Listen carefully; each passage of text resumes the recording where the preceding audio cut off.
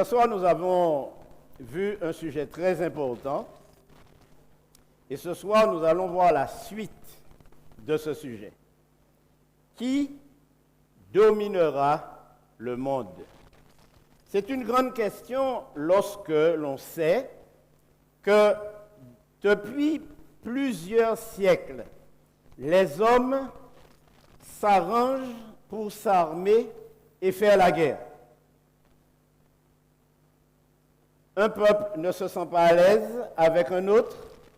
Au lieu de s'asseoir, discuter, ils font la guerre.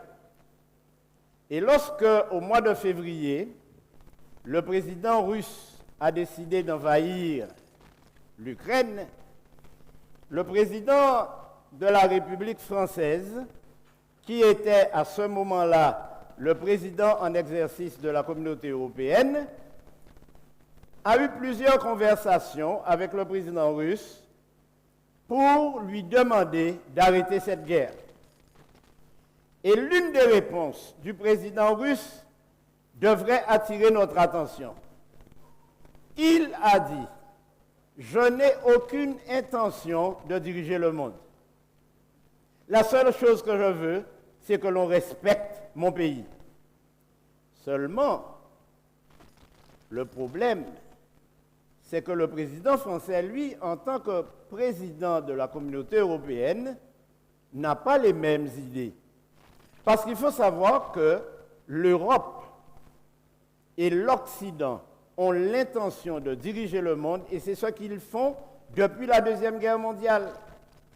Depuis la Deuxième Guerre, dont on dit qu'elle était mondiale alors que la guerre était en Europe, cette guerre, depuis ce moment-là, a été le moment pour lancer une autre manière de diriger le monde. Et c'est ainsi que les dirigeants européens et occidentaux, les États-Unis, l'Angleterre, la France, le Luxembourg, l'Allemagne, qui n'étaient pas dans le lot à l'époque, car c'était l'ennemi, mais la Belgique, ces personnes se sont assises pour se partager l'Afrique comme si l'Afrique appartenait aux Européens. Et c'est ainsi que jusqu'à aujourd'hui, l'Afrique est composée de peuples qui sont normalement amis, des peuples qui ont grandi ensemble, mais les frontières ont été tracées par les Européens. Et à partir de ce moment, les États-Unis ont décidé que c'est leur monnaie qui va être la monnaie d'échange dans le monde. Et c'est ainsi que partout dans le monde, on trouve le dollar, et partout dans le monde, les hommes cherchent à avoir des dollars. Seulement, mes amis, tout ceci n'est pas anodin, car si sur le plan économique, les États-Unis veulent être la première puissance mondiale, les États-Unis ont perdu cette puissance, puisque depuis l'invasion de la Russie en Ukraine, la Russie refuse qu'on lui paye les échanges en dollars. Les Russes ont clairement dit, nous n'allons plus accepter des dollars pour payer notre pétrole et notre gaz. Et si vous ne payez pas en roubles, alors nous allons couper le gaz. Et c'est ce qui est en train de se faire au point que les Européens, les Occidentaux sont en train de souffrir. Mais mes amis, il faut que vous compreniez la politique. Ce qui se passe aujourd'hui, c'est que les États-Unis sont derrière l'Europe pour les pousser à faire en sorte que des sanctions économiques pénalisent, paraît-il, la Russie. Mais les observateurs économiques ont compris que toutes les sanctions pénalisent ceux qui prennent les sanctions. Et c'est ainsi qu'aujourd'hui, tout a augmenté en Guyane. Même les Chinois qui achètent des légumes ici en Guyane, des mains des Haïtiens, souvent, vous disent on a augmenté à cause de la guerre en Ukraine. Qu'est-ce que la guerre en Ukraine fait pour que les légumes guyanais coûtent plus cher? La guerre en Ukraine est une sorte d'alibi pour qu'on s'enrichisse. Pourquoi? Parce que depuis la guerre en Ukraine, la Russie est devenue plus riche. Et les pays qui composent le BRICS peuvent échanger en yens, échanger en rand, échanger en toutes sortes de monnaies dans leur pays avec les Russes, sauf le dollar ni l'euro. Alors mes amis, ce soir, nous allons voir qui domine ce monde. Et j'ai une première question pour vous. Quelle fut la première tentative pour les hommes d'établir un empire, un royaume universel? En Genèse 11, verset 1er, il est dit « Toute la terre avait une seule langue et les mêmes mots. » Et chaque fois que je lis ce texte, je me dis « Tout le monde parlait créole. » Parce que nous connaissons bagaille. Créole parler, créole comprendre. Tout le monde savait parler créole. Et la Bible dit nous qu'ils étaient bien. Comme ils étaient partis de l'Orient, ils trouvèrent une plaine au pays de Chinéa et ils y habitèrent. Ce qui se passe là se passe après le déluge, quand les hommes ont recommencé à peupler la terre. Et il y a quelque chose que vous devez retenir, mes amis. Songez, ça m'a dit là. Bagaille très important. Gros causé qu'on nous dit dans le pays noir. Gros causé. Causer ça même, l'entendez et leur voyez frapper, c'est des blousailles. Parce que nous ne pas d'entendre comme ça. Savez-vous, mes amis, quelque chose d'important, très important. Noé et sa famille sont entrés dans l'arche et ils étaient 8. Noé, sa femme, ses 3 fils et... C'est ça? C'est bien ça? Nous bien compter? Mais que s'est-il passé? Est-ce que vous savez que nous qui sommes ici, nous sommes tous des cousins? Son bagage nous pas connaître? Nous sommes tous cousins, puisque nous sommes tous des descendants de qui? De Noé. Et Noé avait 3 fils. Sem, Cam et Japhet. Est-ce que nous savons que nèg yo les Cham ou bien Cam? Est-ce que nous savons que c'est ton nègre? Nous parlons de ça? C'est ton nègre. Mais est-ce que nous savons que Sem c'est ton nègre tout? Nous parlons de ça? Japhet c'est ton nègre. Mais l'aile fait, il pat noué. Il tente Jean Grimaud. Et pas seulement Grimaud. Certains même écrivent que les Japhet fêtes, il était albinos. Bon, mais pas occupé de ça, non? Tout ça pour dire nous que tout le monde sous la terre là, il a tout noué avant. Mais c'est à force bagaille passé, il vient blanc et puis il vient Grimaud, il mélangé, etc. qui fait que, aujourd'hui, les nous ici, eh bien, nous tous ces frères et sœurs. Pourquoi? Parce que nous tous cousins. À cause du déluge. C'est peut-être ça nous t'a parlé même langue là. Et c'est peut-être ça me dit nous parler créole. Bien, mes amis. Ok, moi pas gêner nous encore. M'a arrêté parler créole parce que il y a un monde qui cap fâché là. Ils se disent l'un à l'autre, faisons des briques, cuisons-les au feu, et la brique leur servit de pierre, et le bitume leur servit de ciment.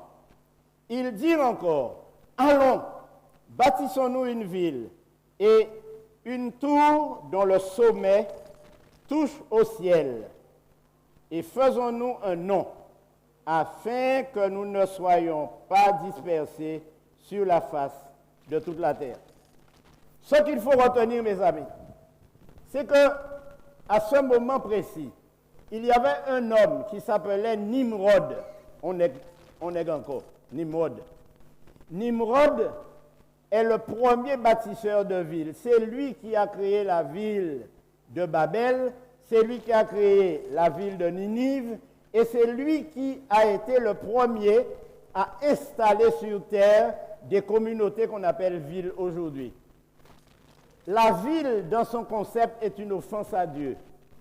Parce que c'est ce moyen que les hommes ont employé et ont utilisé pour essayer de se soustraire à la puissance de Dieu. Et ils ont décidé non seulement de bâtir une ville, mais ils ont dit quoi? Nous allons faire une tour dont le sommet touche le ciel. Pire encore, ils ont décidé de changer leur nom, de se faire un nom, une réputation. L'Éternel descendit pour voir la ville et la tour que bâtissaient les fils des hommes. C'étaient des hommes intelligents. Ils s'étaient dit, comme l'eau est montée au-dessus des montagnes, nous allons faire une tour qui va toucher les nuages. Comme ça, l'eau n'arrivera pas jusque-là. Mais bon Dieu n'a pas accepté ça. Bon Dieu descend. Il dit, ma pral ouais, m'a fait un petit garder. Après, qui s'en est que ça va faire là? Et quand Dieu est descendu, l'Éternel dit, voici, ils forment un seul peuple et ont tous une même langue. Et c'est là ce qu'ils ont entrepris. Maintenant, rien ne les empêcherait de faire quoi? De faire tout ce qu'ils auraient prévu. Et c'est ainsi. Dieu va prendre une décision. Il va confondre leur langage. Il va faire en sorte que l'ouvrier dit, Mato, yo bayon donc bagay. L'elle dit pelle, yo bayon mato. L'elle dit truelle, yo bayon pelle. Et les nèg sa yo pas qu'à construire encore comme ça. Yo dit bon, un seul bagay pour nous faire c'est disperser. Séparer. Ainsi, tous ceux qui parlaient à peu près la même langue et qui se comprenaient se sont mis dans un endroit. D'autres qui parlaient le même langage et qui se comprenaient se mis à un autre endroit. Mais mes amis, Dieu, en confondant leur langage, a arrêté leurs travaux. Parce que pour qu'on puisse réaliser une œuvre de qualité, il faut qu'on soit quoi? Unis. Quel que soit le domaine dans lequel on évolue, que ce soit dans le domaine religieux, dans le domaine politique, dans le domaine administratif, quel que soit l'endroit, si les hommes ne sont pas unis, ils ne peuvent pas avancer. Et son bagage pour nous comprendre, peuple haïtien qui chita ici, là, m'a parlé pour nous, direct. Faut haïtien marcher ensemble. Sans quoi Haïti pas jamais développé. Et c'est la même chose pour nos églises, c'est la même chose pour nos communautés, c'est la même chose pour nos familles. Si dans une famille, il y a un seul élément qui n'est pas en accord avec les autres, la famille est désunie, elle ne peut plus se développer, elle ne peut plus fonctionner. Donc Dieu a utilisé la confusion du langage pour arrêter cette œuvre et la tour n'a plus continué. C'est pourquoi on l'appela du nom de Babel, car c'est là que l'Éternel confondit le langage de toute la terre et c'est de là que l'Éternel les dispersa sur la face de toute la terre. Question numéro 2 pour vous ce soir. Quand Dieu a voulu dévoiler l'histoire du monde, à qui a-t-il donné un songe? Souvenez-vous, mes amis, que ces hommes avaient décidé de créer une nation universelle. Mais pour cela, il fallait une ville, il fallait un siège, il fallait une tour pour assurer la défense et la sécurité. Et il fallait aussi un nom à cette nation pour qu'elle soit reconnue. Mais Dieu dit non, sur cette terre, personne ne pourra établir quelque chose que ne puisse détruire. Et c'est pourquoi Dieu a donné un songe à un homme. La Bible nous dit que la seconde année du règne de Nebuchadnezzar, Nebuchadnezzar eut des songes et il avait l'esprit agité et il ne pouvait dormir. Et qu'est-ce qu'il avait vu dans ce songe? Il a vu une statue, une grande statue, composée de plusieurs métaux, de l'or, de l'argent, de l'airain, du fer, et les pieds de la statue étaient un peu étranges, en argile et en fer. La tête était d'or, la poitrine était d'argent, et cette statue était terrible, elle était formidable, son ventre était d'airain, ses jambes étaient de fer. Et Nebuchadnezzar, dans son sommeil, ne comprenait pas. Et alors qu'il regardait, il vit une pierre sortir de très loin pour frapper les pieds de la statue et elle a été disloquée. Oh, mes amis, si vous avez un tel rêve, je peux vous dire que vous n'hésiterez pas à faire ce qu'a fait Nebuchadnezzar. Il fit appeler les magiciens, les astrologues, les enchanteurs, les chaldéens, pour qu'ils lui disent ses songes. Ils vinrent et se présentèrent devant le roi. Savez-vous ce qui s'est passé, mes amis? Le roi a oublié le songe. Dites-moi, si vous avez un tel songe, vous allez l'oublier? Je ne crois pas. C'est quelque chose d'impressionnant. Mais il l'a oublié. Et quand il l'a oublié, il s'est dit, mais j'ai des gens qui voient, des voyants, des féticheurs, j'ai des sorciers. Vous savez, mes amis, je vais vous dire quelque chose qu'il ne faut pas répéter très fort. Et ne dites pas que c'est moi qui vous ai dit ça. Je tiens à ma sécurité. Pas elle dit non, que pasteur Roger dit comme ça, que tout ou gant, c'est non pas les à nous trouver. Mambo ou gant, esprit zobop, tout bail ça. Est-ce que nous songeons dans l'histoire d'Haïti? Père Aristide, est-ce que nous savons qu'un jour, il menait tout au grand dans le palais et puis il fait cérémonie? Pas comme ça. Bon, c'est secret. Pas répéter ça, non? Les dirigeants ont toujours autour de des voyants. Des voyants qui ne voient rien en fait. Parce que si le président voit un voyant qui voit bien, il verra qu'il perdra les élections. Ils ont toujours des sorciers autour d'eux. Et c'est pourquoi les grands hommes de ce monde, c'est au péril de leur vie qu'ils sont présidents, parce que le plus souvent, ils sont entourés de personnes qui sont là pour les protéger, mais en même temps qui sont là pour les attaquer. Donc, Nebuchadnezzar avait autour de lui toutes sortes de sorciers. Et il s'est dit, bon, comme moi j'ai oublié le songe, je vais les appeler et ils vont me rappeler ça. Mais quand ils sont venus, mes amis, Nexayo, pas rien. Ils ont dit, oh, mais comment je peux te dire ce que tu as rêvé alors que c'est toi qui dormais? Et le roi dit, ah bon? Donc, nous pas ouais? Nous pas ouais? Vous ne voyez pas? Je n'ai pas ouais rien? Eh bien, si c'est ça, si je vous donne un délai. Si vous ne me rappelez pas mon songe, je vais vous détruire et détruire vos enfants, détruire votre maison, m'accraser toute bagaille et nous ouais si nous ouais. Et les gens partis, ils se sont dit why. Qui ça n'a fait?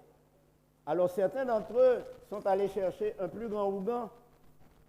Ils ont cherché un plus grand sorcier pour dire bon, et voilà, dit non bagaille, mais comme nous avons pouvoir, bon pouvoir. Personne n'a réussi.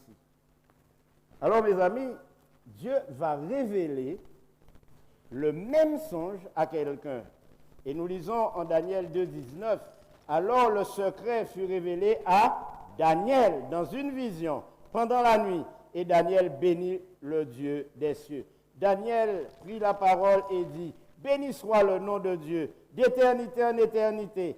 À lui appartiennent la sagesse et la force. C'est lui qui change les temps et les circonstances, qui renverse et qui établit les rois, qui donne la sagesse aux sages et la science à ceux qui ont de l'intelligence. Il révèle ce qui est profond et caché. Il connaît ce qui est dans les ténèbres et la lumière demeure avec lui. Alléluia! Dieu connaît toutes choses. Mes amis, avant même nous demander bon Dieu en bagaille, ils déjà savent que nous avons besoin de ça. Dieu connaît toutes choses, il sait toutes choses. Et c'est peut-être ça qu'il ne faut pas nous faire politique. Parce que Daniel dit nous que c'est bon Dieu qui a fait qui ça? Qui change les temps. C'est lui qui élève et abaisse les rois. Là, on est monté nous sous pouvoir. C'est parce que bon Dieu laissé le monter. Et nous pas besoin de faire coup d'État, parce qu'on joue la descente. Il faut nous être tranquilles. Il faut nous être silencieux. Un seul bagage pour nous faire, c'est prier. Parce que bon Dieu qui connaît toute bagaille, il connaît qui temps les glaves monter, et lui-même connaît qui temps la fait le descendre. Donc, nous n'avons pas besoin d'ouvrir poitrine nous devant balle pour nous mourir pour la patrie, parce que la patrie lui-même, vous pouvez mourir pour la patrie toujours là, est toujours vivante. Chers amis, la politique de ce monde, qui nous paraît incontrôlable, elle est sous le contrôle de notre Seigneur.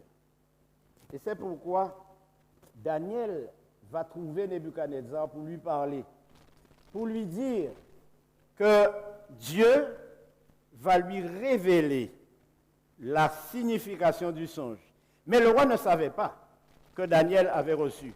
Donc, quand le roi voit arriver Daniel, parce que quand Daniel a entendu dire qu'on va tuer tous les féticheurs, tous les ougans, tous les gadettes affaires, tous les dorlis et compagnie, Daniel est allé voir les responsables, il a dit, je veux parler au roi, je veux lui dire, j'ai un secret pour lui. Et ils ont emmené Daniel, et Daniel prend la parole et dit au roi qu'il est venu. Mais le roi dit à Daniel, qu'on appelait Belshazzar, es-tu capable de me faire connaître le songe que j'ai eu et son explication?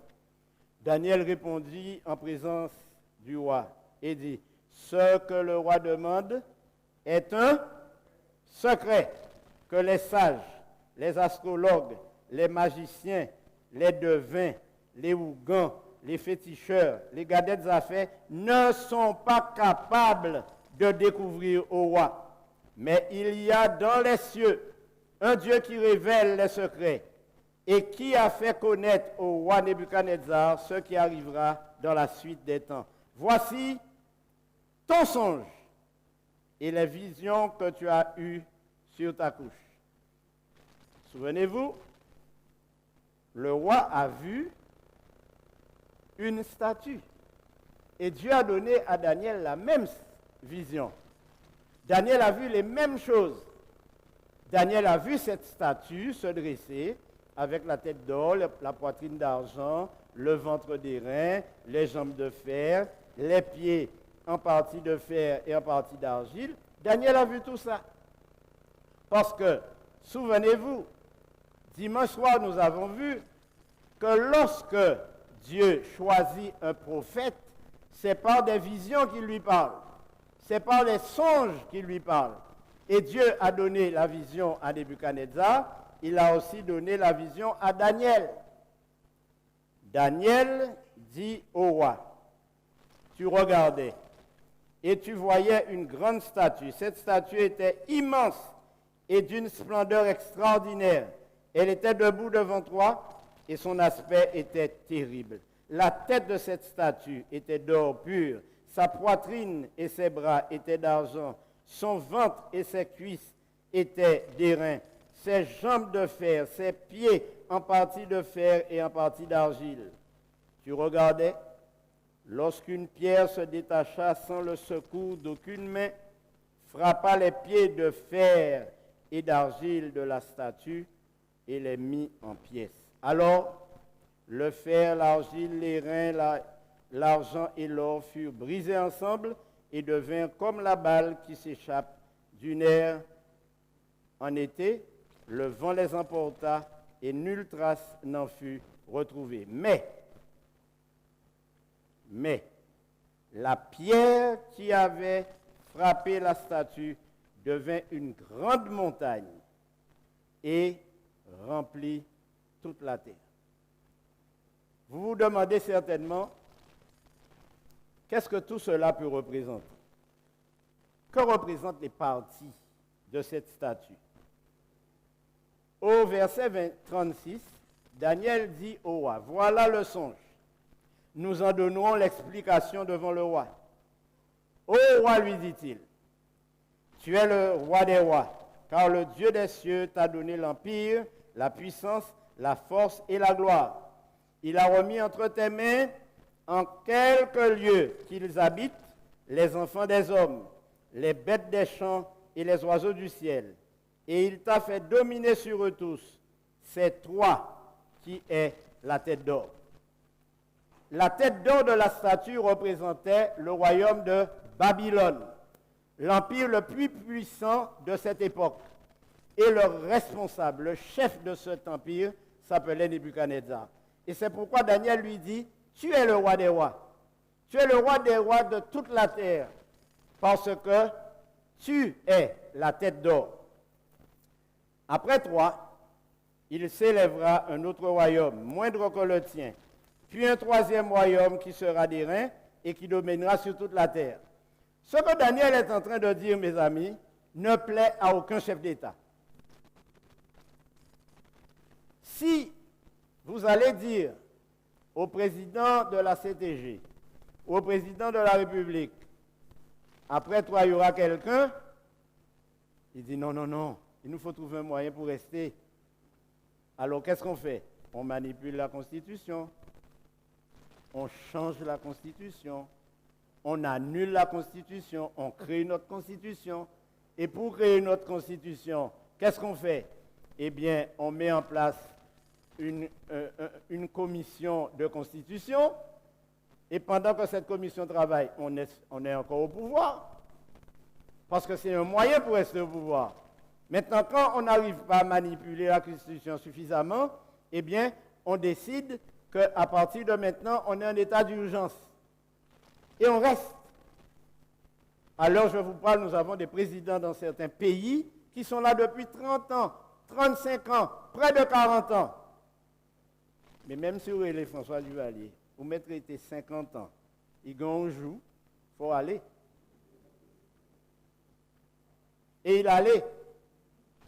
Petit Livini, il était longtemps, il a déchouqué. Et depuis il allait, nous pas même compter combien de présidents qui passent. Il y a une femme qui vient président même. Mes amis, aucun homme ne peut prendre le pouvoir et le garder. Dieu dit, après toi, il y aura quelqu'un d'autre. Et ce quelqu'un d'autre viendra, mais il ne restera pas non plus, parce qu'en Daniel 2,40, il dit, il y aura un quatrième royaume fort comme du fer, de même que le fer brise et rompt tout, il brisera et rompra tout, comme le fer met tout en pièces. Alors, quels sont ces royaumes? Comme nous l'avons dit, Babylone. L'histoire révèle que l'empire babylonien a duré de l'an 606 avant Jésus-Christ à 538 avant Jésus-Christ. Ensuite, les Mèdes et les Perses sont venus. Ils ont régné de 538 à 331. Après eux, les Grecs, la Grèce, de 331 à 168 avant Jésus-Christ. La particularité de l'Empire grec a été, comme l'annonce la prophétie, et nous allons encore le voir ce soir, le grand général qui a conquis la Médie et la Perse, qui a remplacé Babylone, s'appelait Alexandre le Grand, un jeune garçon, mais il est mort à l'âge de 30 ans. Il a pensé qu'en prenant le pouvoir, il allait jusqu'à sa vieillesse diriger un empire. Il est mort très tôt. Alexandre avait un problème. un vrai problème. Monsieur était un métafia. Et monsieur t'a boire tafia. Tant qu'il boit de l'eau. Et un jour, il décidé, bon, il tellement qu'à boire tafia qu'il a fait un concours pour voir qui monde qui boit plus tafia qu'il lit. Et il relève tout général, tout le monde côté lui, bon côté. Et il dit, bon, nous avons fait un concours. Ça qui veut boire plus tafia que moi, c'est lui qui chef. Et mon cher, monsieur boit. Et finalement, il mourit. Voilà comment il a fini le type. Jeune garçon, 30 ans. Et à ce moment, ce que la prophétie a annoncé s'est réalisé. Son royaume a été divisé en 4. Les têtes que vous avez ici, les 4 têtes représentent les 4 généraux qui ont remplacé Alexandre le Grand. Leur nom, Ptolémée, Lysimaque, Cassandre et Séleucus, que nous avons vu hier soir. Vous vous souvenez? Les 2 grands ennemis sont les Séleucides et les Ptolémées. Ils viennent de la Grèce. Et finalement, le 4e royaume, c'est la Rome, de 168 avant Jésus-Christ à 476 après Jésus-Christ. Savez-vous, chers amis, que les Romains, c'était des sauvages. C'était des gens rigoureux, sanguinaires, des gens qui étaient absolument assoiffés de sang et de victoire. Ils ont donc conquis toute la région. Mais Dieu a dit qu'après eux, il y aurait encore une autre situation, des pieds d'argile et de fer qui représentent l'Europe et l'Occident, qui, eux, arriveront à la fin des temps. Le royaume de Babylone a été conquis par les Mèdes et Perses, par les Grecs, puis par les Romains. Certainement, vous vous dites, mais où est-ce que l'on a appris tout cela? Même si l'histoire raconte ces histoires, mais est-ce que la Bible raconte la même histoire? Eh bien, mes amis, Daniel a eu une vision et il a vu deux animaux que nous aimons bien manger. Là, nous faisons un petit tasso. Tasso cabrit. Fritaille. Un bouc et un bélier. Ce soir, je voudrais vous inviter à écouter, à suivre cette histoire, parce qu'elle est intéressante. C'est une vision formidable qui va nous donner des précisions qui nous permettent de voir que la prophétie n'est pas une plaisanterie et que Dieu a pris soin de tout annoncer. Et voilà ce qu'il dit. Je levai les yeux, je regardais et voici un bélier se tenait devant le fleuve et il avait des cornes. Ces cornes étaient hautes, mais l'une était plus haute que l'autre et elle s'éleva la dernière. Je vis le bélier qui frappait de ses cornes à l'Occident, au septentrion et au midi. Aucun animal ne pouvait lui résister et il n'y avait personne pour délivrer ses victimes. Il faisait ce qu'il voulait et il devint puissant. Comme je regardais attentivement, voici un bouc venait de l'Occident et parcourait toute la terre à sa surface sans la toucher. Ce bouc avait une grande corne entre les yeux. Il arriva jusqu'au bélier qui avait des cornes et que j'avais vu se tenant devant le fleuve, et il courut sur lui dans toute sa fureur. Et je le vis qui s'approchait du bélier et s'irritait contre lui. Il frappa le bélier et lui brisa les 2 cornes, sans que le bélier eût la force de lui résister. Il le jeta par terre et le foula, et il n'y eut personne pour délivrer le bélier. Le bouc devint très puissant, mais lorsqu'il fut puissant, sa grande corne se brisa.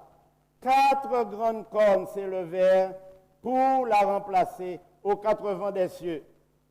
Le bélier que tu as vu et qui avait des cornes, c'est quoi? Ce sont les rois des Mèdes. Alléluia. La prophétie est exacte, mes amis. Nous venons de voir une autre manière d'interpréter la statue pour nous montrer comment Dieu a tout prévu. Et il dit, le bouc, c'est qui?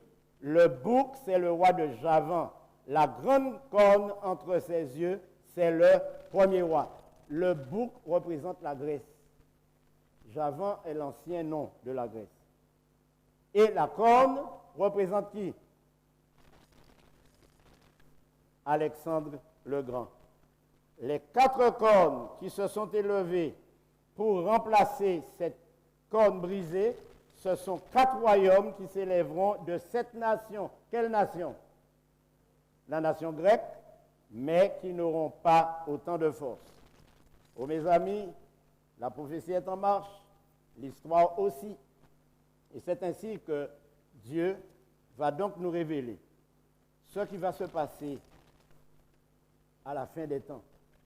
Quelle sera donc la dernière tentative des hommes? Et voilà ce que Daniel révèle. Il y aura un 4e royaume, fort comme du fer. De même que le fer brise et rompt tout, il brisera et rompra tout, comme le fer qui met tout en pièces. Et comme tu as vu les pieds et les orteils en partie d'argile, de potier et en partie de fer, ce royaume sera comment? Divisé, mais il y aura en lui quelque chose de la force du fer. Parce que tu as vu le fer mêlé avec l'argile, et comme les doigts des pieds étaient en partie de fer et en partie d'argile, ce royaume sera en partie fort et en partie fragile. Tu as vu le fer mêlé avec l'argile, parce qu'ils se mêleront par des alliances humaines, mais ils ne seront point l'un à l'autre, de même que le fer ne s'allie point avec l'argile. Lorsque le Brexit a eu lieu, il y a de cela quelques années, ça a été une réalisation de cette prophétie. L'Europe, l'Occident ne sera jamais unis. Les Allemands, les Français vont toujours essayer de faire en sorte que l'Europe soit forte. Mais la Bible dit que chaque fois, Dieu va venir pour confondre leur langage, parce qu'ils ne pourront pas rester unis. Alors la question est, qui dirige le monde? Ce soir, vous allez entendre des choses que vous n'avez peut-être pas entendues, qui sont à la fois publiques et secrètes. Savez-vous qui dirige ce monde, mes amis? Vous allez me dire Satan. Mais Satan se sert des hommes pour diriger le monde. Au XVIIIe siècle, je dirais ça ainsi, un dénommé Weishaupt a décidé de créer une société secrète qui va prendre le nom d'Illuminati, les Illuminés. Des hommes qui vont prendre à leur compte la direction du monde sans jamais être au pouvoir. Mais ils sont derrière. Ce sont eux qui prennent des décisions. Soyez attentifs. En 1995, ça fait pas longtemps, à San Francisco, il y eut un forum international. Et c'est à ce moment-là que nous voyons arriver le forum international que vous connaissez, qui s'appelle comment? Je l'ai dit hier soir, Davos. 8000 chefs d'entreprises du monde entier étaient présents. Des personnes influentes telles que Nelson Mandela, Václav Havel, Bush, Isabelle Allende, Margaret Thatcher, Desmond Tutu, Albert Gore, etc. Ils se sont réunis. Et savez-vous, chers amis, que les journalistes étaient interdits à ce forum. Mais pourquoi? Parce que le forum mondial allait prendre naissance. Et il voulait créer ce qu'on appelle une civilisation mondiale, c'est-à-dire un nouvel ordre mondial. Ainsi, l'objet de ce forum était de préciser les règles de quoi? Du futur gouvernement mondial. Et la finalité de ce forum, c'était que l'argent traverse toutes les cloisons toutes les frontières parce que l'argent est transfrontière. Mikhail Gorbatchev, avant sa mort, a déclaré « Le futur exige des institutions internationales intervenant au profit de tous, une institution souveraine qui fonctionne dans le consensus. » Savez-vous que le forum a un visage international, mais aussi le nouvel ordre mondial a un visage spirituel. Parce que j'aimerais vous dire, mes amis, tout ce qui se passe sur cette terre, c'est une guerre de religion. Tout ce que vous voyez là, la Russie, c'est le catholicisme orthodoxe. L'Ukraine, qui représente l'Europe, c'est une forme de spiritualité qu'on appelle l'athéisme, qui se déguise dans toutes sortes de religions parallèles. Derrière tout cela, il y a les États-Unis. Et derrière tout cela, il y a la papauté. Voilà les puissances qui dirigent le monde aujourd'hui, à travers des institutions comme le Forum international mondial qui se tient chaque année. Alors, quel est le visage spirituel du nouvel âge, du nouvel ordre mondial? La marque de la bête. Laudato Si, je l'ai dit hier soir, c'est le rendez-vous, c'est le document que le pape a rédigé pour que les chefs des nations se mettent ensemble pour créer ce nouvel ordre mondial qui sera conduit par lui-même. Le Green Sabbath, le sabbat vert, c'est-à-dire un seul jour de repos pour tous les hommes. La charte de l'initiative des religions unies, l'URI, qui est une charte qui est un groupe de religieux de différentes organisations dont l'intention est que tout le monde soit ensemble. C'est ce qu'on appelle l'œcuménisme. Et enfin, l'identification biométrique. Voilà le visage spirituel. Bientôt, très bientôt, ces chefs d'État vont vous dire que pour que vous puissiez exister, vous n'aurez plus besoin de passeport, mais un passeport biométrique qui existe déjà, n'est-ce pas? Mais ce passeport sera éliminé et remplacé par une puce, remplacé par un système où vous n'aurez même plus besoin d'argent, il vous suffira de tendre la main et votre banque va vous délivrer ce que vous cherchez. Ceci est écrit dans la Bible, ce n'est pas moi qui l'ai inventé. Il est dit, elle fit que tous, petits et grands, riches et pauvres, libres et esclaves, reçussent une marque sur leur front et sur leurs mains, et que personne ne put acheter ni vendre sans avoir la marque, le nom de la bête et le nombre de son nom. Pour vous, c'est peut-être du chinois, mais nous allons expliquer ça bientôt. Je me souviens qu'en l'an 2000, lorsque l'on a lancé l'euro, les chefs d'État se sont demandé quelle serait la valeur initiale de l'euro. Ils se sont dit, l'euro va valoir 6 francs 66, ce qui correspond à 666. Mais lorsqu'ils ont réfléchi, ils se sont dit, si nous donnons à l'euro la valeur de 666, les hommes n'auront pas confiance. Ils auront peur. Or, cette marque-là, il faut qu'il l'ait. Alors, ils ont changé la parité. Et aujourd'hui, l'euro vaut 6,57 ou 58. Ça dépend. Pour ne pas valoir 6. Mais dans la réalité, mes amis, l'euro vaut 666. Réellement. Alors, y aura-t-il un 5e royaume universel? Si le 4e royaume, c'est Rome, est-ce que les pieds d'argile constituent le 5e royaume? Est-ce que l'OTAN, c'est le 5e royaume? Est-ce que la Russie, c'est le 5e royaume? Lisons ce que la Bible nous dit là-dessus. Dans le temps de ces rois, le Dieu des cieux suscitera un royaume qui ne sera jamais détruit et qui passera point sous la domination d'un autre peuple. Il brisera et anéantira tous ces royaumes-là et lui-même subsistera éternellement. Alléluia.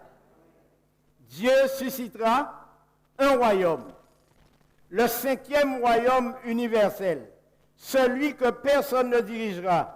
Et il dit que c'est ce qu'indique la petite pierre, la pierre que tu as vue se détacher de la montagne sans le secours d'aucune main et qui a brisé le fer, les reins, l'argile, l'argent et l'or.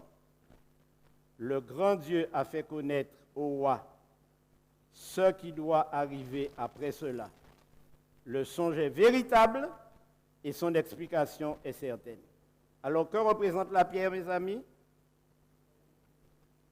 Eh bien, Jésus nous dit ce que représente cette pierre et nous donne les signes qui nous permettront de reconnaître cette pierre.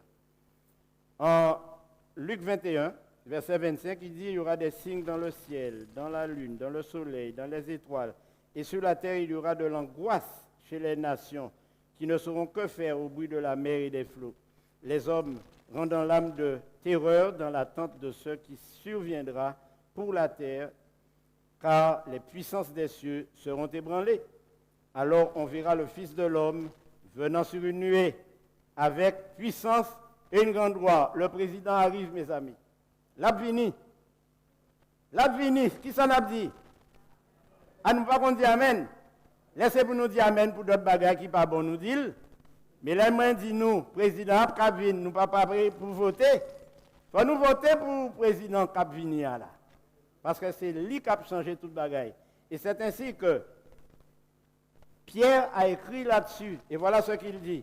Ils veulent ignorer en effet que les cieux existèrent autrefois par la parole de Dieu, de même qu'une terre tirée de l'eau est formée au moyen de l'eau, et que par ces choses, le monde d'alors périt submergé par l'eau, tandis que par la même parole, les cieux et la terre d'à présent sont gardés et réservés pour quoi? Pour le feu, pour le jour du jugement et de la ruine des hommes impies. Le jour du Seigneur viendra comme un voleur. En ce jour-là, les cieux passeront avec fracas, les éléments embrasés se dissoudront et la terre, avec les œuvres qu'elle renferme, sera consumée. Alors, on verra le Fils de l'homme venant sur une nuée avec une puissance et une grande gloire. Ce jour-là, frères et sœurs, chers amis, si nous camper, nous camper. Si nous pas camper, nous mourir. Parce que Jésus revient bientôt. Alors il nous donne un conseil avant de partir ce soir. Et ce conseil est important. C'est pourquoi, bien-aimés, en attendant ces choses, appliquez-vous à être trouvés par lui sans tache et irrépréhensible dans la paix.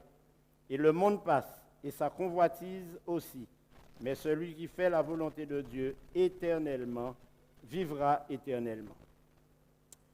Veillez donc, puisque vous ne savez pas quel jour le Seigneur viendra. Veillez. Il faut nous veiller. Il y a des gens qui veillent les yeux fermés. Mais l'Europe veiller, ses yeux ouvrus. N'a pas ouvrir les genoux. Parce que Jésus a béni. Il faut nous ouvrir les genoux sur l'actualité qui a passé. Là, nous ouvrons la télévision, nous écoutons la radio, nous lisons le journal. Nous pensons que c'est fait divers, petit bagage qui n'a pas d'importance. Tout ça, c'est prophétie qui a réalisé. Il faut nous ouvrir les genoux. Alors, dernière question pour ce soir. Une question importante. Parce que nous ne pouvons pas partir comme ça. Il faut nous partir avec une promesse. Quelle promesse alimente l'attente? Bien voilà ce que le Seigneur nous dit. Nous attendons, selon sa promesse, qui ça? De nouveaux cieux et une nouvelle terre où la justice habitera. Amen. Alléluia. Hosanna. Nous attendons quoi? Une nouvelle terre. On d'autre côté. On d'autre sablance. Côté moun pas prend terre. Côté moun pas prend zaboka. Côté moun pas voler poule. nous cherchons notre côté. Et côté ça, c'est une nouvelle là, bon Dieu, qui a nous. Côté, là, on voit un bagage qui juste, il dit le juste, il pas dit injuste. Pour aller dans le tribunal, c'est eux qui ont raison, leur sortie, c'est eux qui ont pour payer. Et c'est ça, il y a la justice, oui. Et il marqué palais de justice, il n'y a pas même maison de justice, hein. Palais, oui. Palais, c'est côté gros autobriab chita.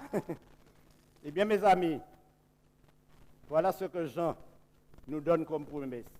Puis je vis un nouveau ciel et une nouvelle terre, car le premier ciel et la première terre avaient disparu et la mer n'était plus. Alors Jésus nous dit, que votre cœur ne se trouble point. Croyez en Dieu et croyez en moi. Il y a plusieurs demeures dans la maison de mon Père. Si cela n'était pas, je vous l'aurais dit. Je vais vous préparer une place. Et lorsque je m'en serai allé et que je vous aurai préparé une place, je reviendrai et je vous prendrai avec moi afin que là où je suis, vous y soyez aussi. Amen. Je reviendrai. Il peut pas venir. Il y a des gens qui disent qu'elle vient en 1914, c'est ils ont menti. Ils disent qu'il vient de manière invisible. Jésus pas venu de manière invisible. Si nous ne pouvons pas voir, c'est parce qu'elle ne peut pas venir. Mais l'elle paraît, mes amis, l'elle paraît, ciel là cap vin rouge, nous-mêmes, n'après les bons dieux, mais enfin, nous après les ça, si nous bon, si vi nous bon, nous dit, mais et nous relèvons tout le monde, mais la vie, non, mais tout le monde a le nous le verrons tous. Alors mes amis, demain, maintenant, nous tous, parce que demain, nous avons un bagage pour nous voir qui est bien sérieux. Combien aimé l'étude de ce soir? Laissez-moi voir vos mains là. Vous avez aimé ça? Si vous avez aimé ça, revenez demain. Et ne venez pas seul. Menez moun. Regardez Cheikh qui vide là. La tant de monde que nous devons être menés. Si on ne dit pas qu'à venir, dis-nous ça pour nous aller chercher. Hein? Ou bien aller chercher. Prends-le par main. Râlez parce que vous voulez qu'elle sauve. Donc demain, nous allons étudier le conflit cosmique. C'est quoi le conflit cosmique? Qui bagaille étrange